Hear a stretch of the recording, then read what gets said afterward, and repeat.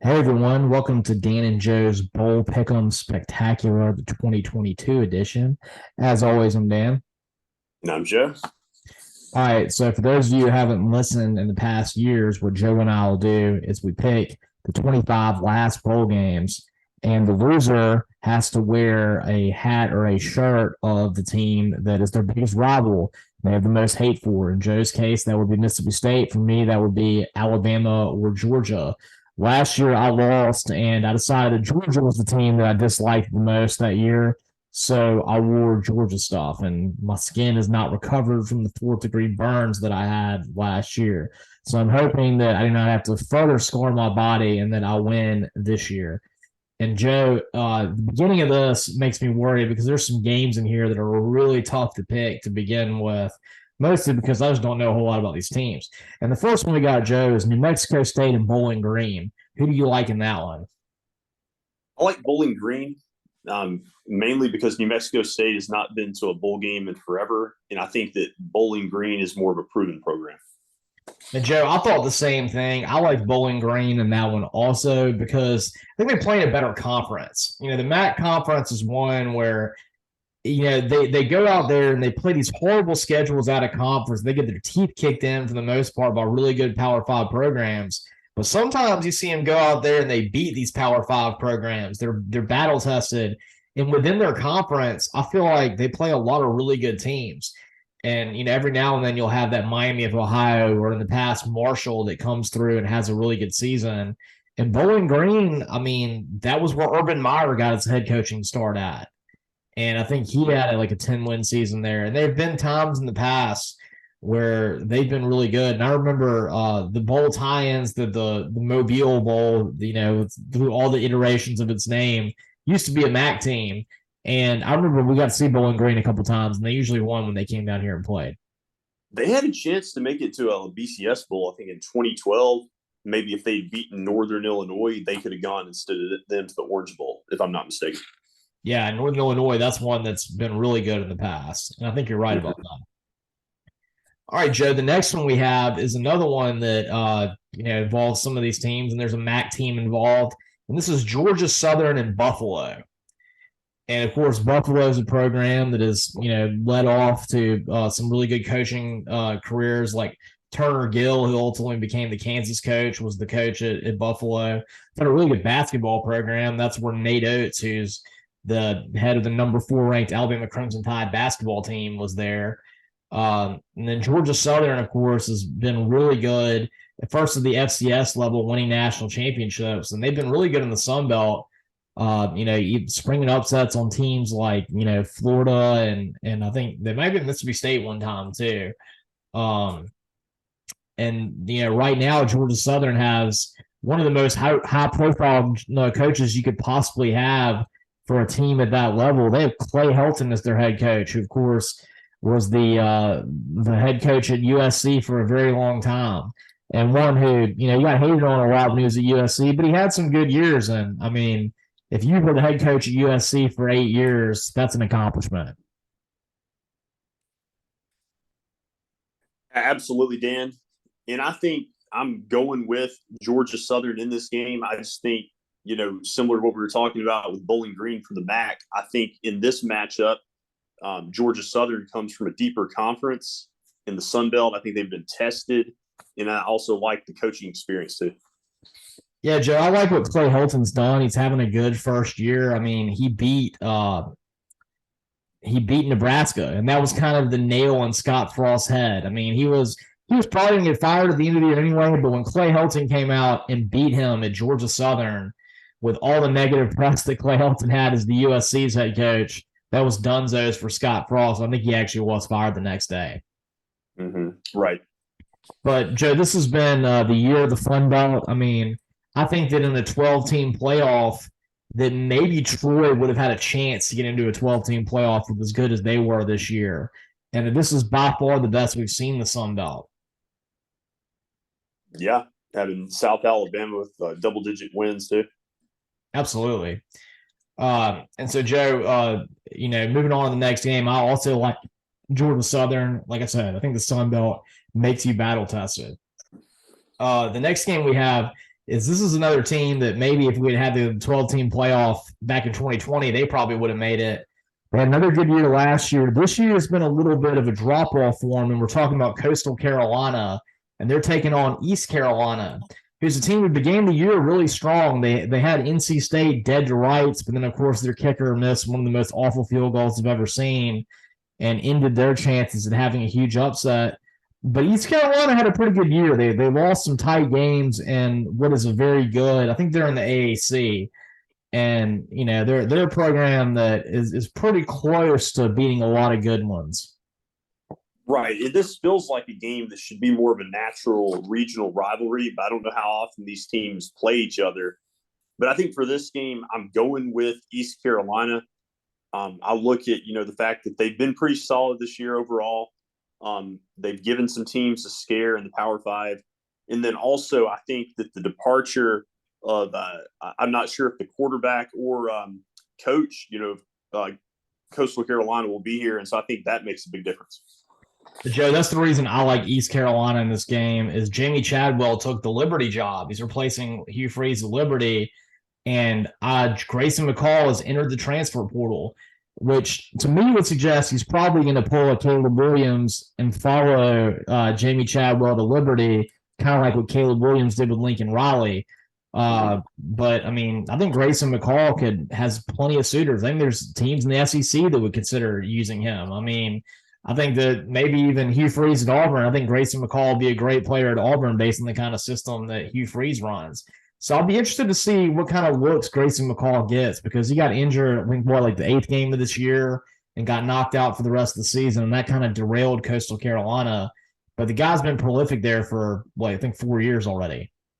Mm-hmm. I think they were undefeated maybe up until he got hurt. Absolutely. So that'll be an interesting transfer portal quarterback to watch. So far, Joe, you and I are all on the same one. I think there's not many, departures that you and I have, but we'll see. The next one we got is Memphis and Utah State. This was a tough one for me because, Memphis is kind of having a down year. Like of course, they're in the AAC, which is a really strong conference. Had a BCS or an BCS, a CFP team in Cincinnati last year. They got Tulane this year, which is good, and UCF. And Utah State, they play in the Mountain West, which hasn't had their strongest year, and Utah State isn't quite what we saw in the past with Jordan Love. What do you think about this one, Joe? Yeah, when I think about Utah State, I've seen their, school go to the March Madness before in men's college basketball. So outside of, Jordan Love being there, I've never thought about them as much in football. I feel like even though it's been a little bit of a down year for Memphis, I've got to give them the edge in this game. I just don't think I can pick against Memphis against Utah State. Joe, the biggest memory that I ever have of Utah State as a football program was I referenced, Auburn, of course, in 2013 when they played for the national championship and lost in the last seconds. The very first game they had the next year, I'm sorry, this was after they won the national championship in 2010. So the very first game they had the next year in 2011, they played Utah State at home.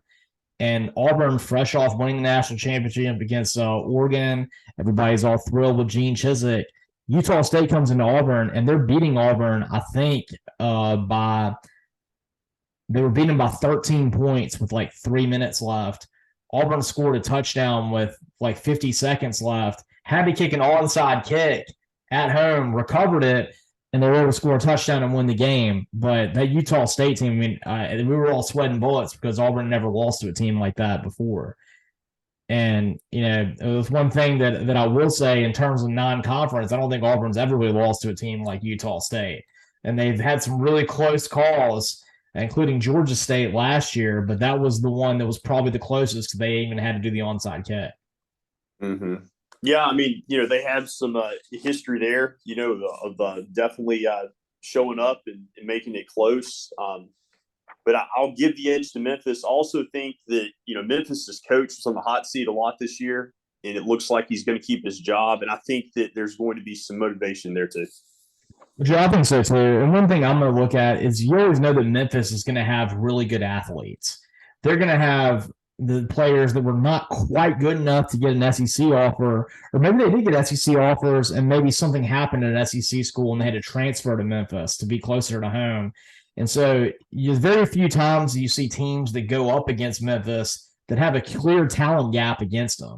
So a lot of times it's just the motivation of the Memphis, the game plan. And so I got to think there's going to be a substantial talent gap in Memphis' favor in this game, and I expect Memphis to win this. And, I'm with you too. The Memphis coach has a lot of impetus to win this game. Right, right. All right, Joe, speaking of impetus, moving on to this next game, this is one where one could argue they're going to be two of the most sack teams that don't have much motivation at all. And that this might be one where you see a lot of players opt out and it could be a general snooze fest compared to what these programs expected going into the season. And that's the guaranteed rate bowl between Wisconsin and Oklahoma State. What do you think about this one? Yeah, that's a really tough one. You think about Wisconsin in the midst of coaching change, and you look at Oklahoma State. Yeah, it was tough this year for Oklahoma State. Not only do you lose Bedlam, but, you've had games this year where you were just blown out after being ranked like in the top 10, looking like you had another chance to maybe make it to the playoff after last year's blown opportunity. I'm going to say, Dan, that Wisconsin wins this game. Okay. And it's largely because I think that even though they had an up and down season, I think there's a little bit more momentum for them getting a new coach right now. I think the players can be kind of excited about where the program's going. Whereas Oklahoma State, I feel like that excitement level is kind of hit a little bit of a stall because it's like, if we can't make it to the playoff with how we've played the last 2 years, is it ever going to happen? Okay. Well, Joe, this is going to be our first one where you and I have separate picks. I like Oklahoma State in this game. Mike Gundy has proven himself to be a very good bowl coach. He's one of the ones that tends to get his players up for bowl games. I think the fact that they've had a disappointing season is going to make him even more so want to go out and achieve well in the bowl game. I mean, just think back to last year. They had the huge disappointment of being a nose of the football short, of beating Baylor and making the college football playoff. And then they take on a red-hot Notre Dame team, and they get down, I think it was 21 points, right, Joe, in the first half. And they come back and beat Notre Dame in Marcus Freeman's first game. And that's just what I think about with this Mike Gundy program is that, he never seems to quite get to the mountaintop, but when he takes that, when he takes that pickaxe to the face and falls off the mountain, he quickly starts ascending it again. And so I look for this to be a game where they come back. This might be Spencer Sanders' last game, and I think that Oklahoma State gets another bowl win for Mike Gundy. It's definitely going to be a very intriguing game because I think most people will say it's hard, to know what will happen. Oh, I think so. I think this is definitely going to be one of the more interesting games in the early bowl pool slots. Joe, this next game that we have right here, the Military Bowl, this is a fascinating game to me, especially when you consider the history of at least one of the coaches involved in it. And this is the UCF and Duke game. So we have Gus Malzahn coaching UCF, fresh off a real beatdown by Tulane that prevented UCF from making a New Year's Six bowl game. And meanwhile, you have Duke, who's in their first year of head coach Mike Elko, who was great defensive coordinator at Texas A&M. And I think he's gotten Duke to 8 wins with wins over teams like they beat Vanderbilt. I think they might have beaten Wake Forest. North Carolina. I know they beat North Carolina, and it was a really good year for Duke in the ACC, and probably one of their best years since maybe even they had Steve Spurrier as their head coach. Yeah, it was a really impressive season. I mean, before the year, I heard previews where prognosticators, were thinking, is this team going to win 3 games this year, 4 games? Like it was that bad. And so I really think, my heart, like I want UCF to win. I love, John Rice Plumlee, but I do think Duke probably wins. I think that Duke has a deeper roster. I think that I could see a situation where Duke's defense kind of stifles Plumlee, kind of puts him into a situation where he has to throw the football more than he wants to, more than he's comfortable with. And I think that Duke will kind of be able to win a game that's a little bit lower scoring. Joe, I talked about the history in our last pick of Mike Gundy as being a great bowl coach. Well, on the flip side, Gus Malzahn has a history of being a terrible bowl coach. You look at his record; he doesn't win many of them. And when the hot seat gets turned up on him, he'll beat a bad team. Like I think he beat Memphis when he was at Auburn pretty badly, and then he beat Purdue like 70-7 the last year that Jarrett Stidham was there after Auburn didn't meet expectations. But I've noticed a trend, and one of these games includes UCF, where Gus loses the game, then maybe gives him a chance to have a great season, and then he goes out and he loses to a team like UCF when Auburn almost made the college football playoff in 2017. Of course, he had that embarrassing loss to UCF that gave UCF their mythical national championship.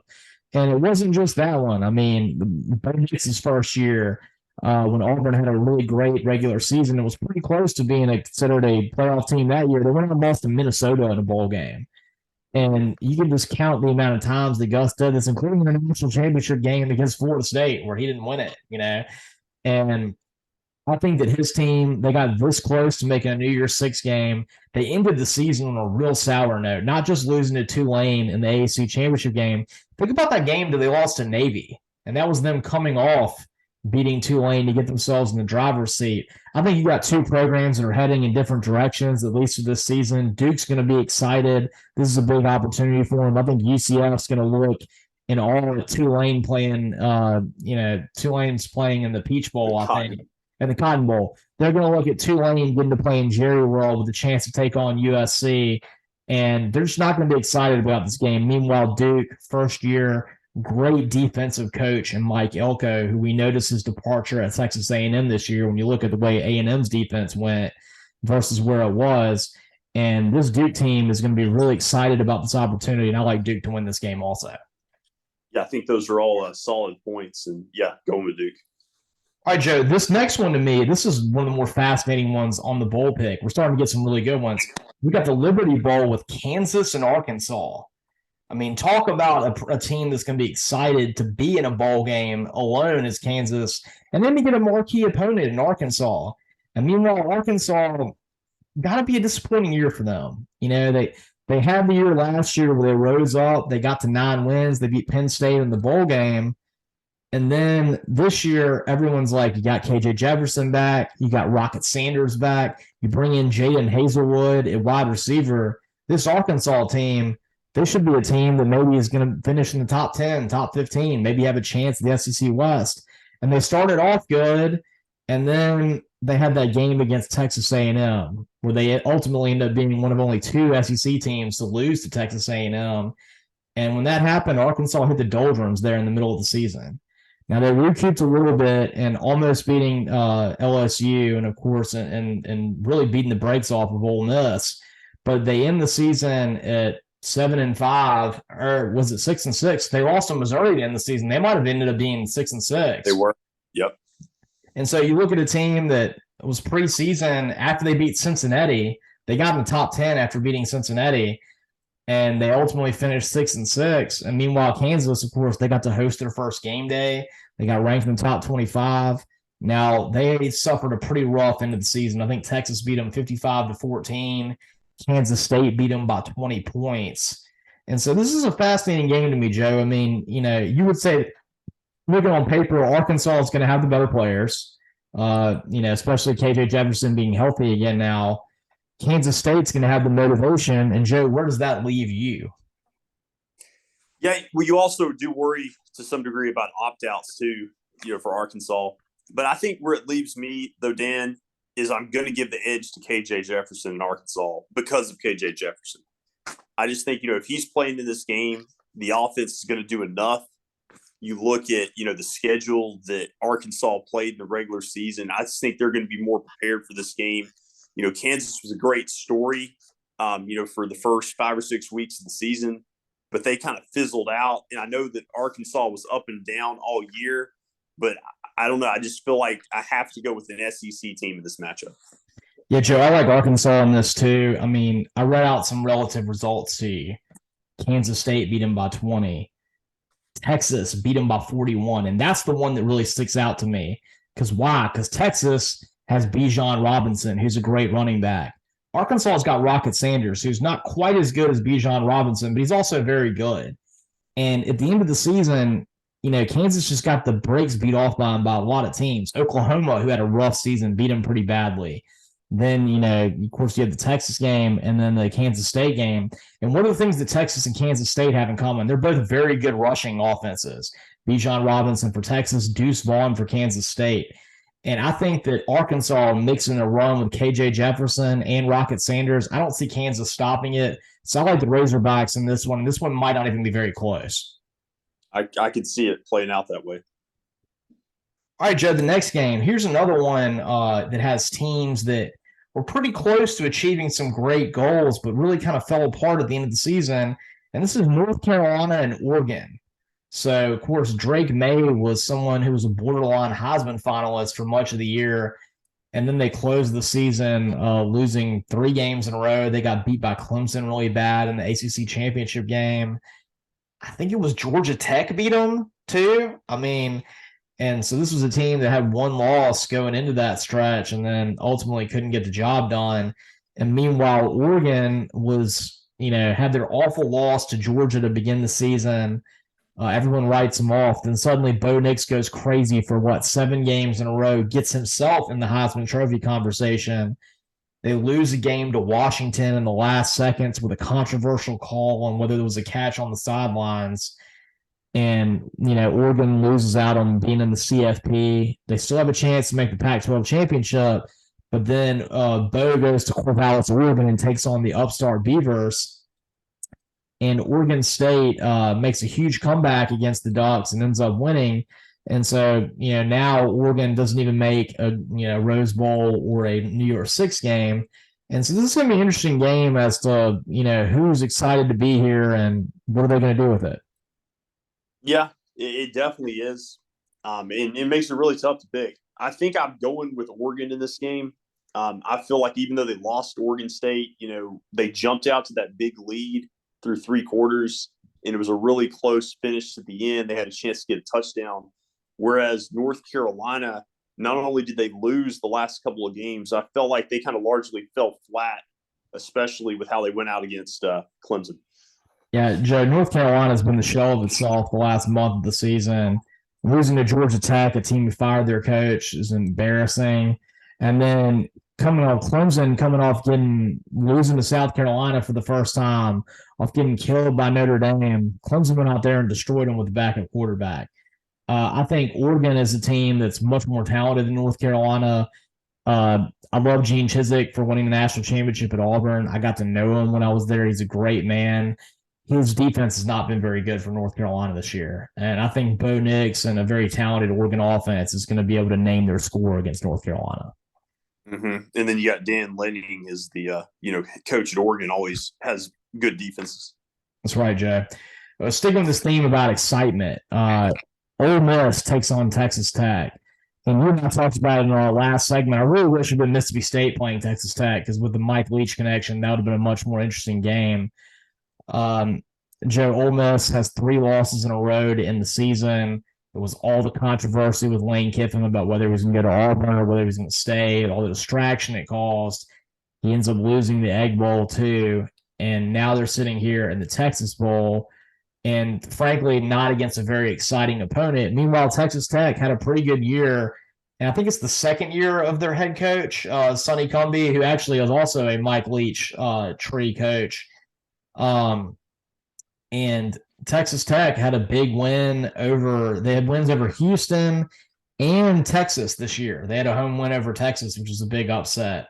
So, Joe, what do you think about this game with Texas Tech and Ole Miss? I'm leaning towards Ole Miss, largely because of Judkins. I think he's going to be a matchup problem for Texas Tech.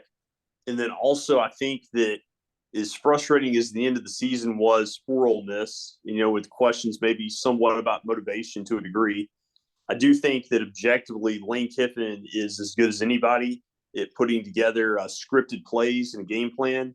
And you give him a month to do that, I think that he's going to kind of catch Texas Tech off guards and get some big plays. But a couple of tidbits I wanted to throw in, and I actually forgot to mention earlier, we're talking about Mike Leach. Did you know that when he was at Texas Tech, he actually swept Eli Manning as a head coach at Texas Tech, beat him 2 years in a row, I believe, which is crazy.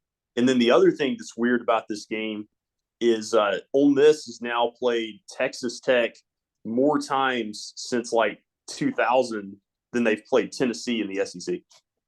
That's a very strange stat, Joe. I do, like, in my mind, remember Ole Miss playing them in bowl games a whole lot for some reason. And I'm not sure why that is. And Yeah. just them having this the opponent again. That's a crazy stat right there. And they played them, ironically, that year of the Crabtree Harrell touchdown. They played them in the Cotton Bowl that year. Yeah, that was with what was the name of that Ole Miss quarterback? He's the one who died tragically recently, and he was such a good quarterback for Ole Miss for that one season. Jevin Sneed. Jevin Sneed, yeah, because I remember he came in the next year being the proposed number one overall draft pick, and he didn't quite have the year that everybody was expecting. Right. Joe, I'm going to lean Ole Miss on this one. I think that Ole Miss is a much more talented football team. I think that Texas Tech is going to be excited and they're going to play up, and they're probably going to have a lot of fans there. But I feel like Lane Kiffin's proven himself to be a very good bowl coach. Now, I know they lost the game against Baylor last year, but that had so much to do with the Matt Corral injury. I mean, I think that was the single biggest factor in that game. And I think that he himself is going to have a lot to prove. He's got a lot to prove to Ole Miss fans right now. He's got a lot to prove to himself. And I think that he's going to have this game be turning over a new leaf to begin the next season. I like Ole Miss to win this game, but in a close one, and I would not be shocked if Texas Tech wins this. Mm-hmm. Yeah, I can see that. I think it's a big game for Lane Kiffin to try to get the fan base behind him heading into next season. Absolutely. I think that's the biggest thing he needs to do is he needs to get the Ole Miss fans back on his side who, you know, his attitude and his decision making, I think it's turned off a lot of people, and now he's just gotta get him back. Right. Exactly. All right, Joe. The next one we have is a tale of teams that, you know, kind of started off the season really hot. People started thinking maybe they could do something, and then they had real doldrums at the end of the year, and that's Syracuse and Minnesota. And Joe, what do you think on this? Do you see another row the boat victory, or do you see Dino Babers getting a big bowl victory for the Syracuse Orange? I'll go with the row the boat in Minnesota in this game. I think they pull this out.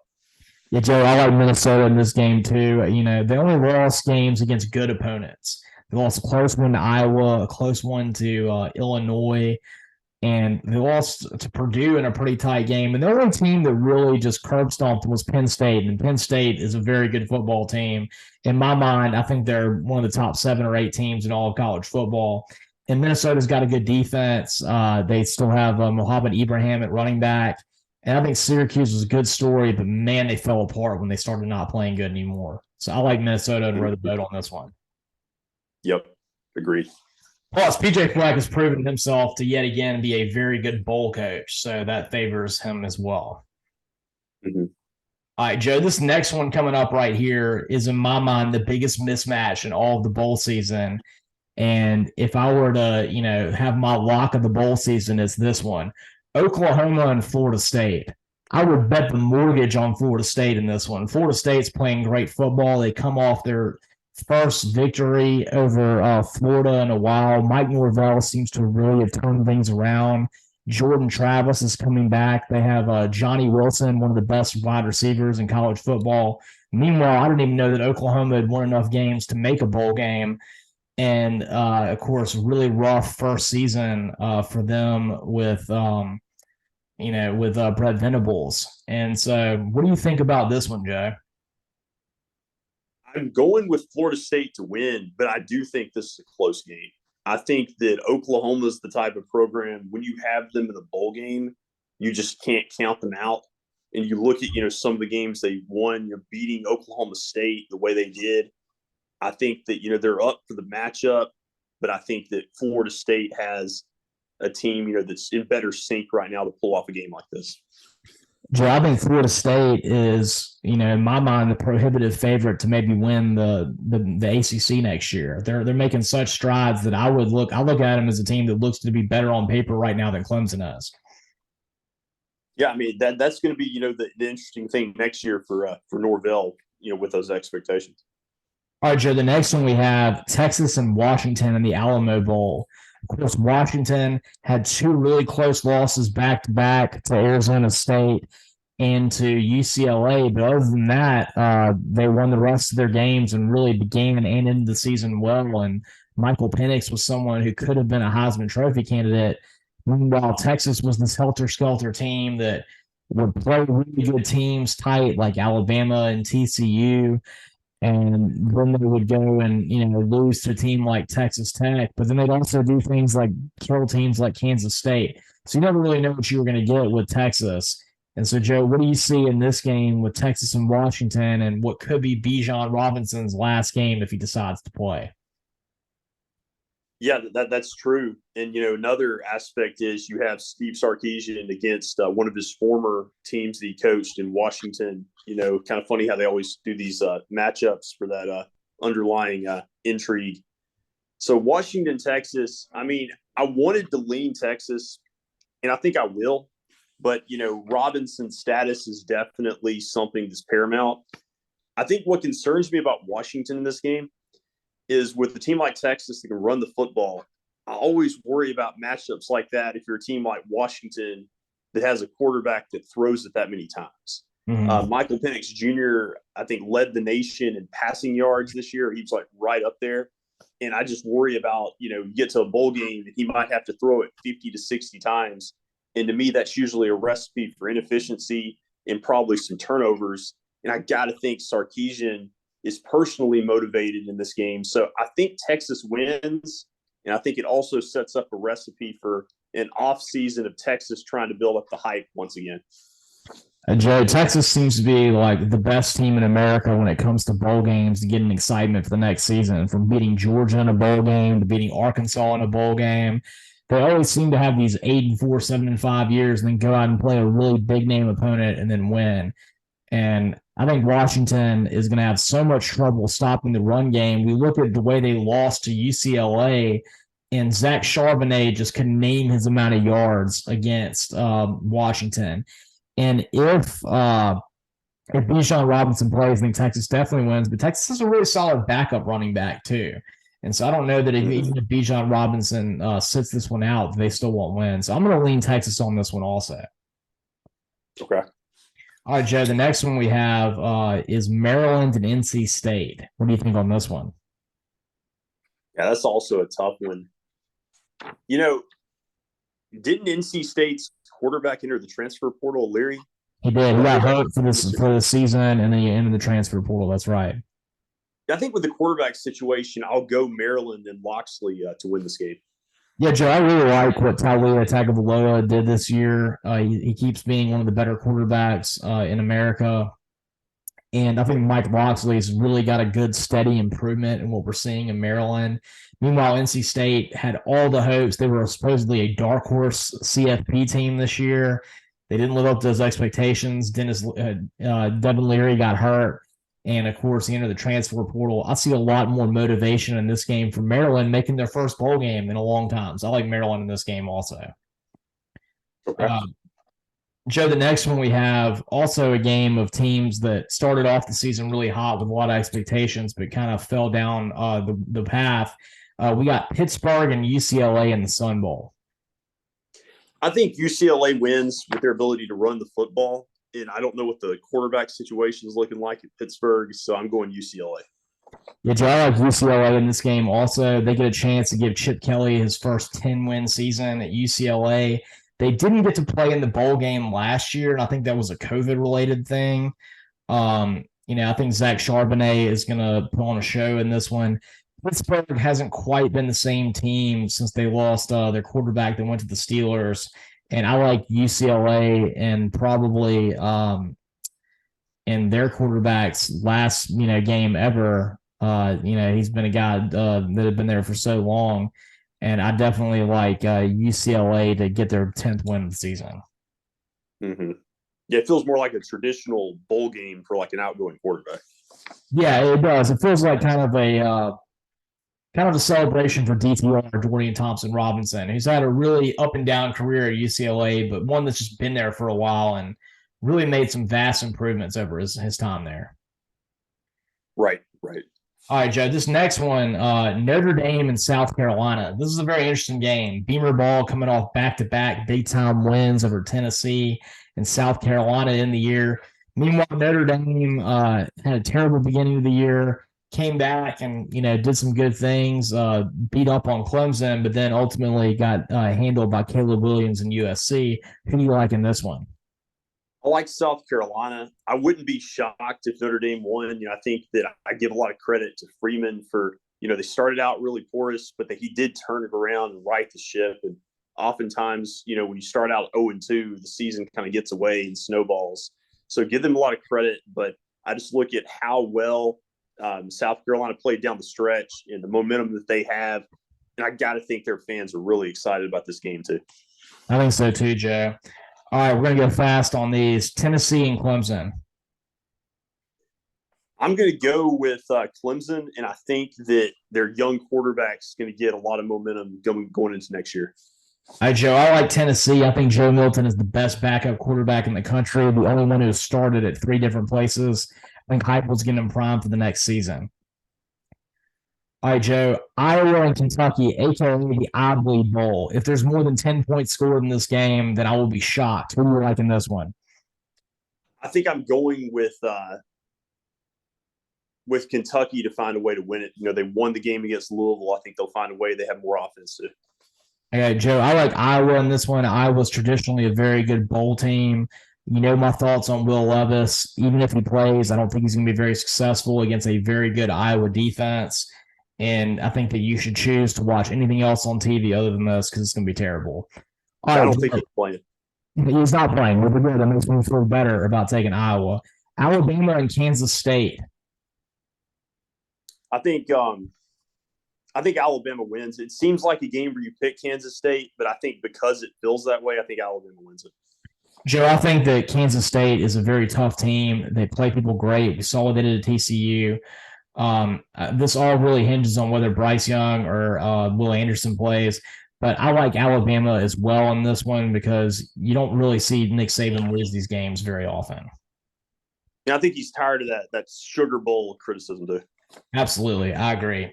All right, Joe. Last ones we're going to do the college football playoff, Georgia and Ohio State first. I have to go Georgia. Just the whole season, I think, speaks for itself with them. All right, Joe. Last one. I also agree with Georgia. Mississippi State and Illinois. Oh, I'm going Mississippi State. Like I can't pick against them at this point. Me too. All right, Michigan and TCU. Last one. Michigan, I think, pretty convincingly. I think Michigan wins also. I want to thank everybody, and I hate it for Jack, but I want to thank everybody for listening to the show.